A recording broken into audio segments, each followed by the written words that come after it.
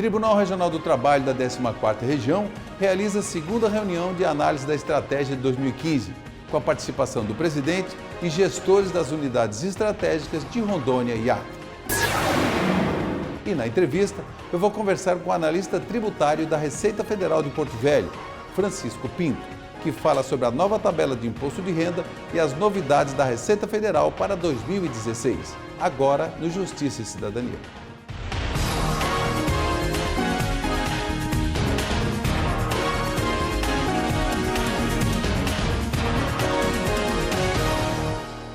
O Tribunal Regional do Trabalho da 14ª Região realiza a segunda reunião de análise da estratégia 2015, com a participação do presidente e gestores das unidades estratégicas de Rondônia e Acre.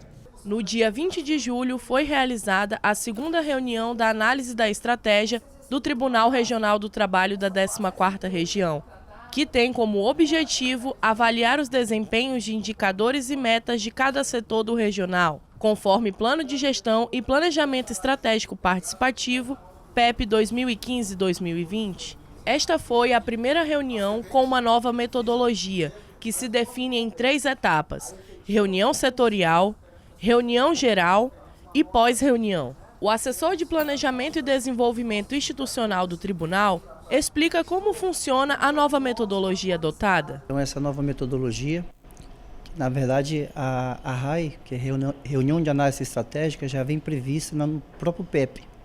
O que nós mudamos agora é que nós estamos envolvendo todos os gestores com as suas respectivas unidades. Porque cada unidade tem uma responsabilidade, tem um indicador para ser mensurado, ser acompanhado.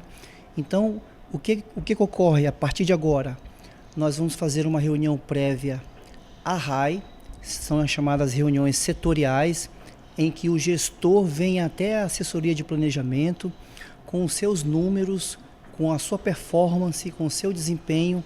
A partir dali, nós vamos analisar em conjunto e também já traçar um compromisso desse gestor para que haja êxito nas suas ações futuras. A reunião possibilitou uma visão geral de todos os gestores e permitiu correções de rota, análise de novas situações que não estavam previstas e como devem ser enfrentadas, com o intuito de alcançar resultados com foco no cidadão. Cada um tem a visão do todo e trabalha para o todo, né? Então, digamos assim, que há um compartilhamento de informações que permite uma adequação de todas as situações que vão permitir o tribunal alcançar o seu objetivo final, que é alcançar as metas e atender a população da melhor forma possível.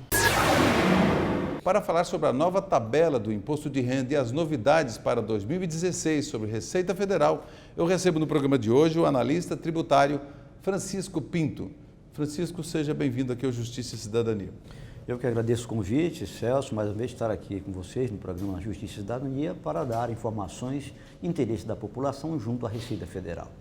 Francisco, na verdade a gente vê que cada ano a Receita Federal vai apresentando algumas novidades, né? Então a gente já está vendo, foi noticiado recentemente, essa alteração na tabela do imposto de renda. O que isso muda efetivamente para quem vai declarar imposto de renda para o ano que vem, né? Bom, essa tabela que entrou em vigor essa semana, na verdade, tem efeito retroativo até o mês de abril. É que desde janeiro até março nós tínhamos uma tabela que era mesmo do ano passado, ou seja, quem ganhasse mensalmente até R$ 1.787,77 e continuasse isso durante todo o ano, automaticamente estaria isento no ano que vem. Essa tabela, então, vigorou até o mês de março. Com essa medida divulgada essa semana, que tem efeito retroativo até o mês de abril, a tabela isenta passa a ser até R$ 1.903 e alguns centavos. Portanto, se a pessoa continuar nesse comportamento, ganhando até R$ 1.903 e alguns centavos durante todo o ano, automaticamente estará isenta da declaração do ano que vem. Agora, com relação a essas... Só completando, Celso, portanto, essa tabela está em vigor para os meses de abril até dezembro do ano de 2016. Nós estamos falando aqui já de 2016, mas vamos voltar um pouquinho, porque as pessoas, todos nós, fizemos declaração de imposto de renda no início deste ano né? Então teve as questões das restituições e tudo. Vamos falar um pouquinho de malha, porque eu acho que isso é uma coisa de interesse de todos. Quer dizer, quando a pessoa de repente cai na malha fina da Receita, quer dizer, ela recebe notificação, como funciona o tempo de regularizar isso? Primeiro, só me permite informar, o que é a malha fina? Exatamente, em primeiro lugar. Cuja expressão foi cunhada por vocês da imprensa. Para nós é a malha fiscal. É nada mais nada menos que a retenção da declaração na linha de processamento. Ou seja, é como se fosse uma esteira de forro, né? Na esteira de forro, cada trabalhador tem um papel na montagem de um veículo, por exemplo. Na linha de processamento da declaração é algo parecido. Então, a declaração vai percorrendo uma linha de processamento. Quando ela chega em determinada fase, havendo divergência das informações constantes da declaração ofertada pelo próprio cidadão, pelo próprio contribuinte, em comparação com os dados de que a Receita Federal dispõe, então, a declaração é automaticamente separada, ela sai da linha de processamento normal e cai agora, então, na lista de contribuintes em malha, a malha fiscal ou malha fina, como queiram, para que o contribuinte possa, então, prestar esclarecimento sobre aquelas informações. E ele não deve aguardar ser notificado pela Receita Federal. Por quê, Celso?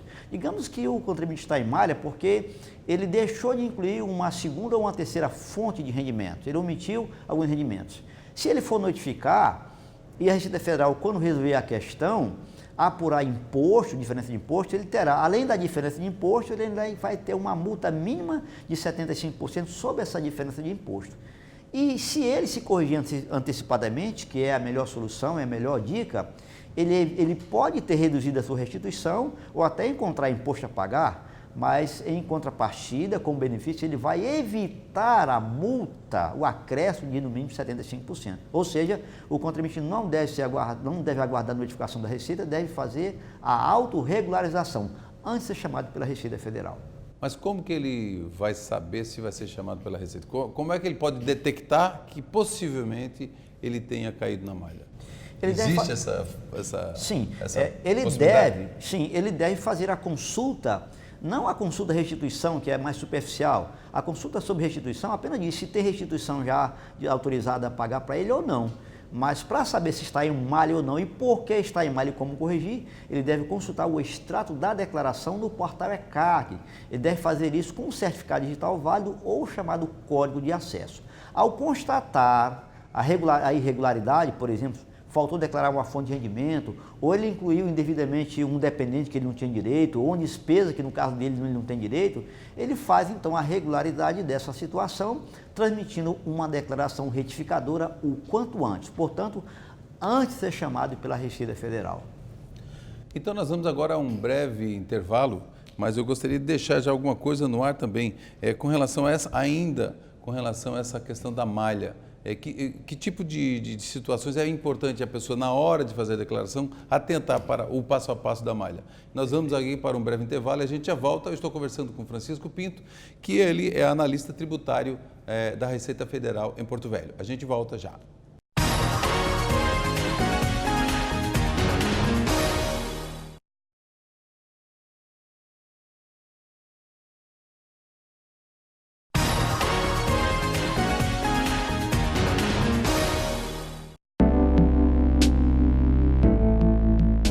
A priorização do primeiro grau é uma iniciativa do CNJ para aperfeiçoar os serviços do Judiciário e equalizar recursos entre primeira e segunda instância.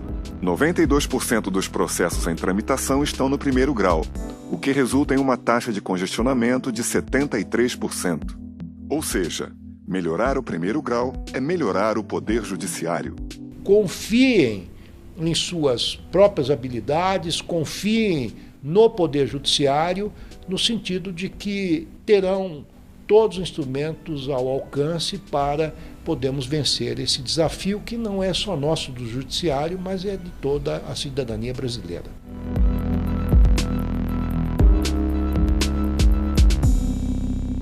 Estamos de volta para o segundo bloco. Eu estou conversando com Francisco Pinto. Ele é analista tributário e também supervisor de imposto de renda e da educação fiscal da Receita Federal aqui de Porto Velho. Francisco, eu tinha deixado aqui no ar essa questão com relação ao passo a passo quando você vai fazer a declaração. né? Porque, lógico, se você não preencher corretamente, ele também não vai enviar. A grande dica que nós costumamos dar para o contribuinte é ele se certificar de que está informando na sua declaração todos os rendimentos que ele auferiu no ano calendário, no ano anterior, quer seja dele, quer seja de seus dependentes. No dependente tem um detalhe, às vezes você inclui um dependente na sua declaração, por exemplo, um filho que ainda está estudando nível médio ou ensino superior, e ele já está fazendo um estágio remunerado, ainda que seja lá um salário mínimo. Isoladamente, esse um salário mínimo não obriga o estudante a declarar o imposto de renda, mas se ele constar na declaração dos seus pais ou responsáveis como dependente legal, esse rendimento auferido pelo dependente deve ser informado na declaração do titular, do pai ou responsável. Então ele deve informar todos os rendimentos, tanto dele quanto dos seus dependentes. E no tocante a despesas dedutíveis, por exemplo, despesas médicas, despesas com instrução, só incluir na sua declaração, com despesas dedutíveis, aquelas que a legislação permite no seu caso. Eu posso abater uma despesa médica, por exemplo, minha, mas eu não posso abater uma despesa médica, por exemplo, de uma tia que eu apenas ajudo, ou de um sobrinho, ou de um irmão. Se ela não for dependente ali declarado no imposto de renda, com CPF, tudo, não pode. Não pode. E é importante saber também quem é considerado dependente legal para efeito de imposto de renda. Então, quem é dependente legal, não é dependente econômico, dependente legal. Primeiro, o cônjuge ou companheiro, né? O cônjuge é aquele com quem se é casado. Se for alguém com quem se viva na chamada união estável, a pessoa não é casado, aí ele tem que ter no mínimo 5 anos de convivência ou ter filho. Se tiver filho, não importa o tempo que convive. Agora, se não tiver filho, tem que ter mais de 5 anos de convivência. Depois vem os filhos, netos e bisnetos, né? Os filhos enteados, neto e bisneto. No caso de neto e bisneto, tem que haver um termo de guarda judicial e o pai ou a mãe não pode, tem que ser aquele que não pode contribuir com o sustento do filho. Então, se eu sustento um neto e um bisneto, eu tenho que ter um termo de guarda judicial e pressupõe que os pais não têm condições de sustentá-lo, né? Agora, apesar desses cruzamentos e uma série de fiscalização e acompanhamento, malha e tudo, ainda tem muita gente que tenta driblar a Receita Federal. Sim. Esse leão tão voraz. Vem caindo gradativamente o número de pessoas que testam o fisco, mas ainda é vultoso o número de pessoas que tentam, né? Digamos assim, eles testam, vê se passa aquela despesa que ele não tem direito, ou então eles testam o fisco dizendo, olha, eu tenho 3 fontes, só vou declarar 2, eu tenho 2 fontes de rendimento, só vou declarar 1 e ver o que vai dar. Né? Mas, infelizmente, as pessoas ficam retidas em malha e isso traz problemas. Certo. Declarou imposto de renda 2013, lá em 2013, 2012, enfim. Quanto tempo a Receita pode, quer dizer, ainda voltar a fiscalizar ou voltar a levantar alguma situação com relação a quem já declarou? Às vezes a pessoa declarou, foi restituído ou paga o imposto, acha que está tudo ok, tudo. A Receita ainda pode, quanto tempo? Segundo a legislação tributária, o nosso Código Tributário Nacional, a Receita Federal pode rever a declaração do cidadão, do contribuinte, no prazo de até 5 anos contados do ano seguinte ao do exercício. Por exemplo, declaramos agora em 2015 o ano calendário de 2014. A Receita Federal tem 5 anos contado do ano de 2017 para frente, 5 anos a partir daí, né? Já que a legislação tributária diz que é 5 anos contado do ano seguinte ao do exercício. Portanto, os 5 anos para o exercício 2015 é contado a partir do ano de 2017. 2017. Isso, incluindo 2017, 5 anos para frente. Certo. Agora, teve um site recentemente que repercutiu na mídia nacional que as pessoas colocavam o CPF e tinha acesso a uma série de informações do contribuinte. É possível, essa divulgação, por exemplo, foi autorizada pela Receita? Tem alguma parceria com a Receita? O que aconteceu? O que está acontecendo? Na verdade, eu não sei não sobre isso aí, sabe? Eu só estou, a imprensa vem me perguntando, não, eu também estou vendo vinculado na imprensa. Exatamente, e essa semana mesmo eu tive um programa ao vivo na TV, exato, e foi colocado isso, né? Exatamente, porque algumas sugestões de pauta nos chegam. Verdade, mas boa pergunta, né? Eu quero esclarecer o seguinte, Celso, que o banco de dados cadastrais do cidadão sob a custódia da Receita Federal é mantido sob sigilo absoluto e os dados só são fornecidos para o próprio cidadão, o próprio titular das informações do CPF, por exemplo, da declaração, ou para terceiro devidamente autorizado. Jamais a Receita Federal passa informações, ainda que de cunho meramente cadastral, para terceiro, a não ser que o dono das informações, o titular, autorize. De forma que, se realmente existe aí suporte de informações divulgada por um site, inclusive cobrando, isso que eu soube, isso não tem qualquer relação com a Receita Federal, nós garantimos que não partiu da nossa instituição. Mesmo porque isso coloca uma certa vulnerabilidade às pessoas, né? Declaração de dados pessoais. Exatamente, é proibido segundo a nossa legislação. E a Receita Federal ele tem um atendimento via internet, via portal. É fácil esse acesso? E como se faz? Isso, é fácil, é o chamado Portal ECAC, o nosso site é o www.receita.fazenda.gov.br.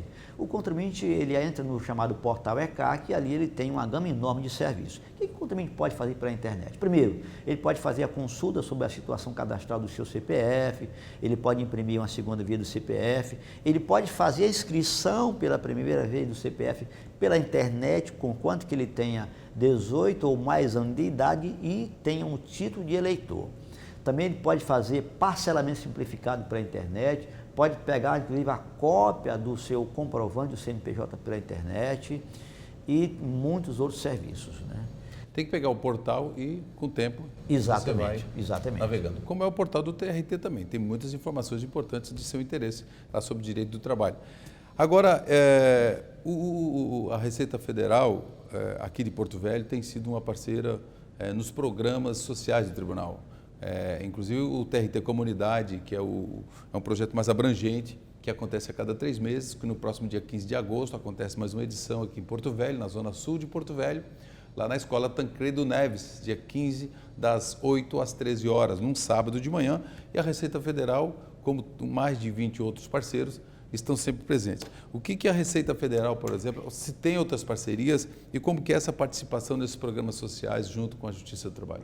A gente agradece essa parceria, né, e queremos, aqui em nome do delegado da Receita Federal na capital, doutor Michel Lopes Teodoro, elogiar essa iniciativa do TRT, que não é de hoje, né, e tem prestado relevantes serviços para a sociedade. E nós nos orgulhamos de fazer parte dessa parceria. Nossos serviços, orientação gerais sobre o funcionamento da Receita Federal, sobre CPF, sobre declaração, sobre CNPJ, sobre certidão negativa, sobre segunda via do CPF, dentre outros serviços. E nós agradecemos mais uma vez do convite e já está confirmada a nossa presença no próximo TRT Comunidade. Então é importante. Lá também a emissão de CPF, segunda via, carteira de trabalho, carteira de identidade, área de saúde, enfim. E se me permite completar, Sim, Celso, nós gostaríamos de conclamar a população que queira fazer a inscrição, ou seja, que nunca tirou o CPF, a levar consigo seus documentos pessoais e, indispensável, o título de eleitor.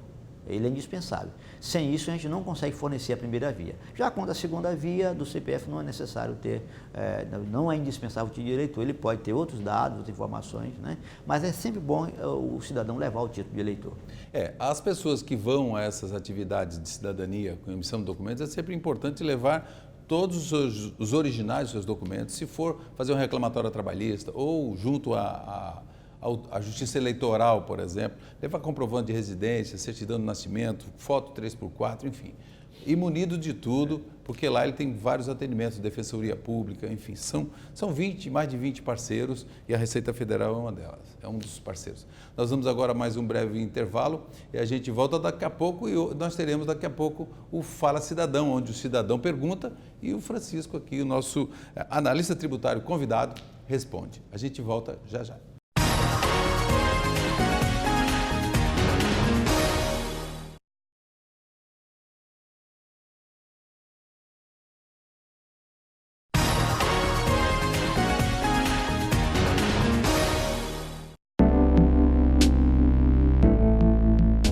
A priorização do primeiro grau é uma iniciativa do CNJ para aperfeiçoar os serviços do Judiciário e equalizar recursos entre primeira e segunda instância. 92% dos processos em tramitação estão no primeiro grau, o que resulta em uma taxa de congestionamento de 73%. Ou seja, melhorar o primeiro grau é melhorar o Poder Judiciário. Confiem em suas próprias habilidades, confiem no Poder Judiciário, no sentido de que terão todos os instrumentos ao alcance para podermos vencer esse desafio que não é só nosso do Judiciário, mas é de toda a cidadania brasileira.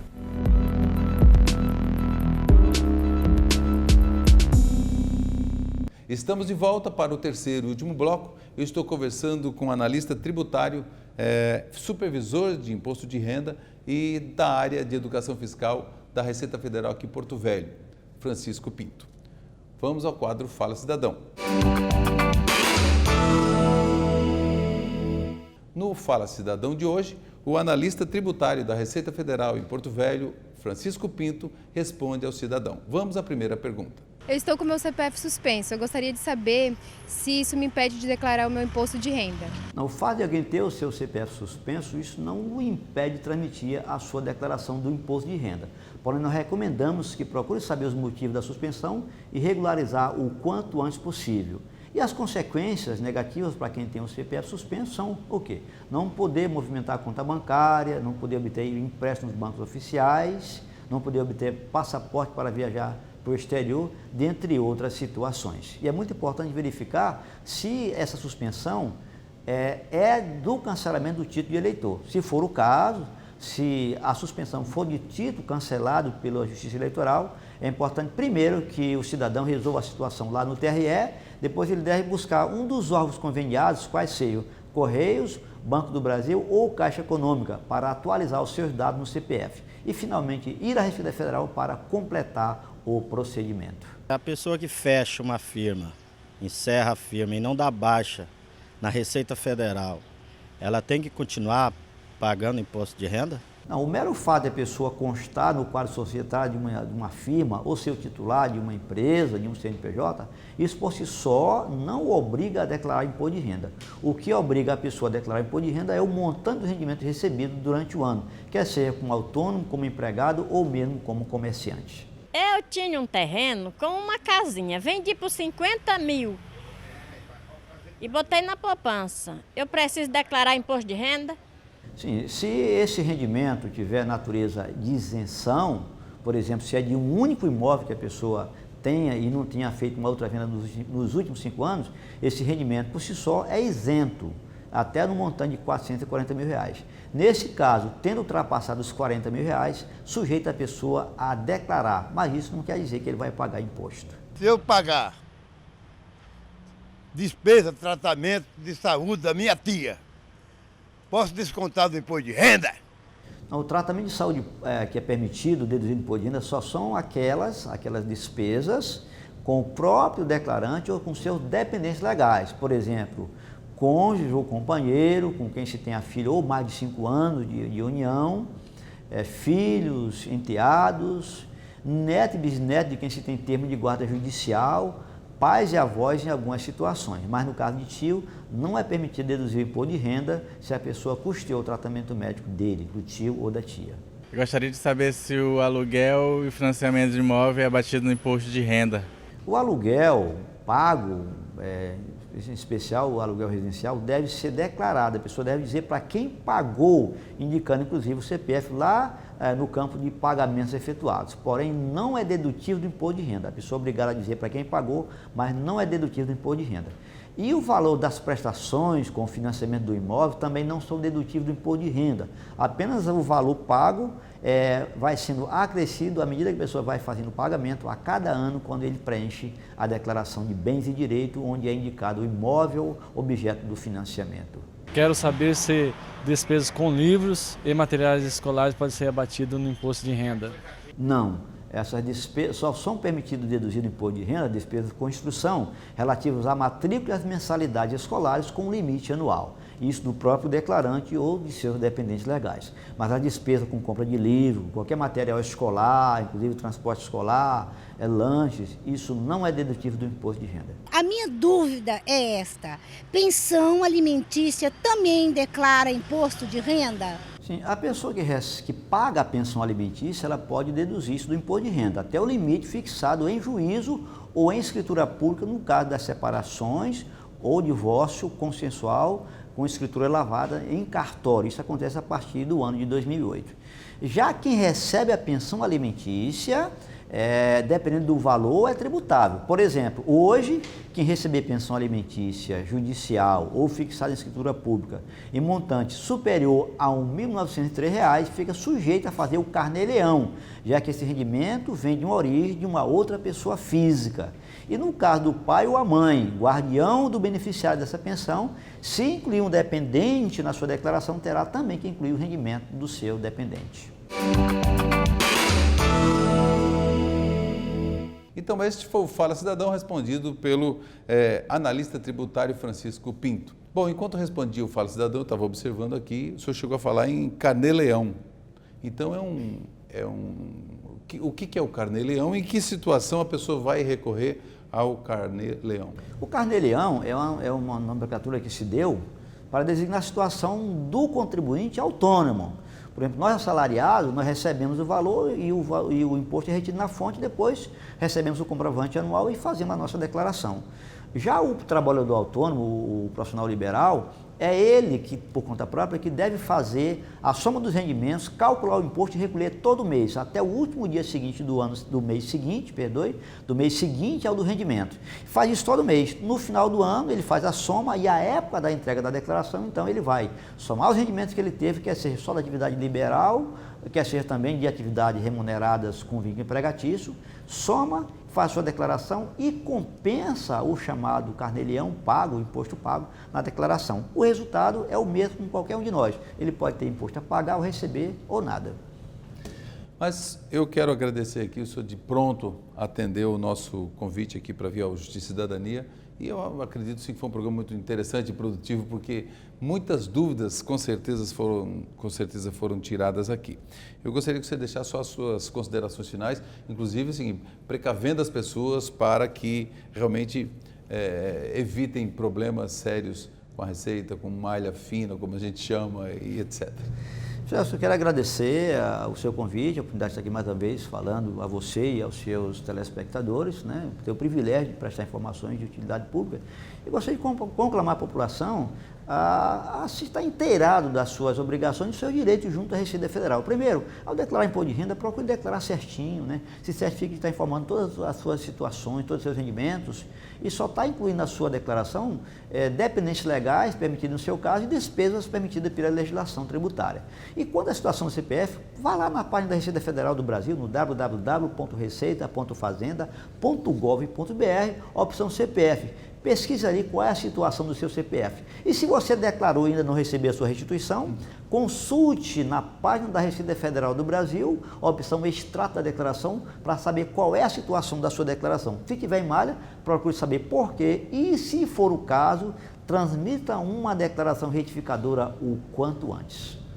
Tá aí, então se você for declarar, tá aí as dicas do analista tributário Francisco Pinto, né, que sempre tem colaborado em palestras e tudo, e as informações são fundamentais para que você não tenha nenhum tipo de problema e que sempre que for declarar é importante que você tenha os comprovantes do que declara, né? Porque exatamente. É natural que amanhã ou depois possam lhe pedir. É muito importante ter os comprovantes e guardar, né? Pelo menos pelo período de 5 anos, né?